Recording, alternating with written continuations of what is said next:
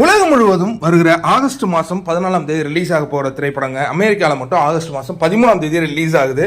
உலகத்திலே அமெரிக்காவில் மட்டும்தான் ஃபர்ஸ்ட் ஷோவே ஆரம்பிக்குது அப்படிங்கிற தகவல்லாம் வந்திருக்கு.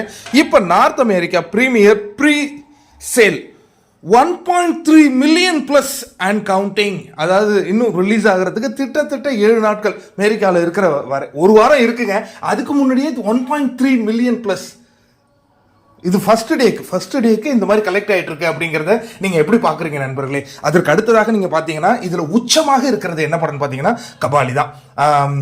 அந்த ப்ரீ சேல்ஸில் உச்சம் கபாலி படம் தான் இருக்கு.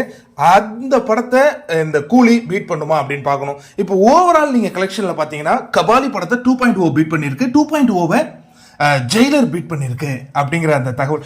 2.0வை இது என்னது பொன்னியின் செல்வன் பார்ட் 1 பீட் பண்ணியிருக்கு. அதற்கு அடுத்தது ஜெயிலர் அதுக்கு டஃப் கொடுத்துருக்கு. பொன்னியின் செல்வன் பார்ட் 1 பீட் பண்ணலையா. ஆனால் ஜெயிலருடைய ரிப்போர்ட் வந்து ஒன்லி அமெரிக்கா, நார்த் அமெரிக்காவா வரல, அமெரிக்காவா வந்திருக்கு. கனடா ரிப்போர்ட் அவங்களுக்கு வரல அப்படிங்கிறாங்க. அது என்ன கதை நமக்கு தெரியல. எனவே எங்கும் சூப்பர் ஸ்டார் ரஜினிகாந்த் அவர்கள் தாங்க முத்திரை பதித்துக் கொண்டிருக்கிறார். நீங்க இதில் நல்லா யோசிச்சு பார்த்தீங்கன்னா இன்னும் இவனுக்கு கபாலி படத்தினுடைய ரெக்கார்டையும் பீட் பண்ணல, அதுக்குள்ள உச்சம் மச்சம் கிச்சன் என்ன ஒண்ணுமே புரியலையே எனக்கு.